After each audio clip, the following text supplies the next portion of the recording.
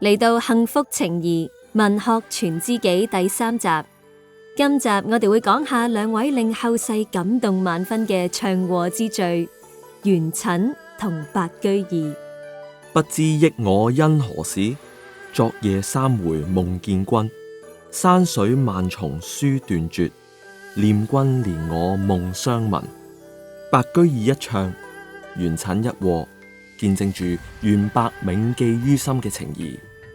元稹同白居易係中唐時期著名大詩人，佢哋嘅情誼可以追溯到貞元19年。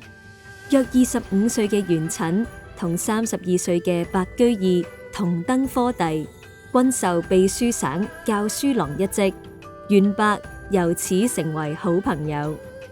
唔單止係同僚啊，兩人擁有住共同嘅理念同文學審美。正所謂所合在方寸，心圓無二端。白居易嘅詩句正係呢對摯友情誼最真摯嘅寫照。係啊，元白仲好心有靈犀添㗎。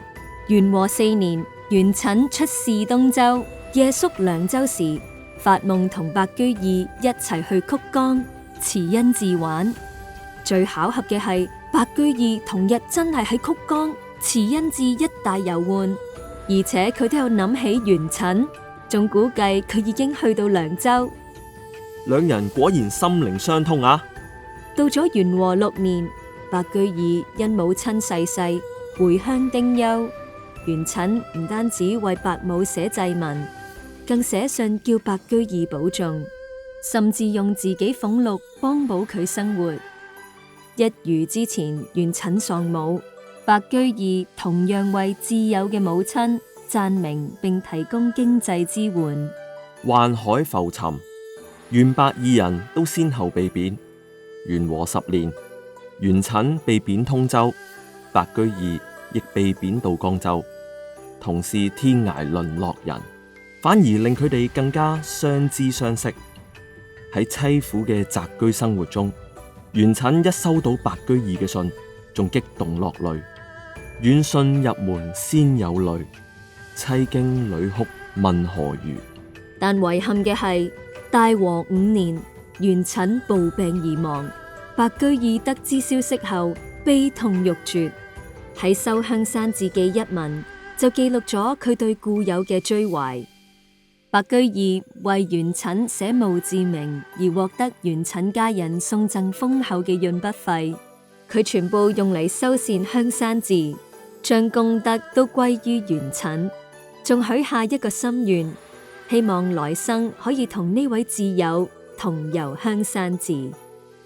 元稹逝去多年，白居易始終念念不忘，寫下催淚嘅《夢微之》，其中君埋泉下泥燒骨，我寄人間雪滿頭，真係令人覺得好揪心。知己已長埋地下8年，寄生人間嘅自己亦已白髮蒼蒼，物是人非嘅悲痛，如泣如訴。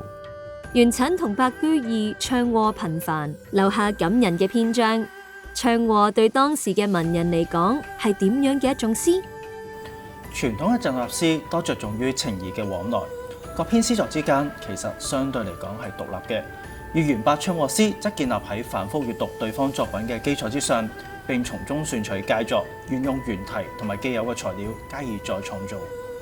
例如元稹左遷江寧嘅時候，白居易喺臨別之際，將自己既有嘅詩編成一續，交付元稹喺途中奉讀，而元稹亦由此開始唱和白居易嘅詩。其後，白居易又仿元稹嘅體例，對元稹赴江寧途中所作嘅詩加以和答，又認為元稹之後嘅詩喺措辭同埋立意上都受到佢嘅影響，因而有別於以往嘅詩風。換言之，白居易藉由唱和，實際上參與咗元稹嘅創作歷程，從而形成咗一種近乎共同創作嘅關係。正如陳寅恪喺《元白詩戰證》所講：夫元白二公，詩友亦詩敵也，揭示咗元稹同白居易喺唱和詩入邊既具競逐，亦呈現互補同埋對話嘅關係。多謝梁博士。元稹用堅同金石，愛等兄弟形容呢段友誼。白居易亦話金石交七，未足為喻。袁白相交30年，詩作唱和近1000首，得有如此，人生無憾啊！下一集係關於一對命運緊緊相連嘅至交好友，記得留意啦。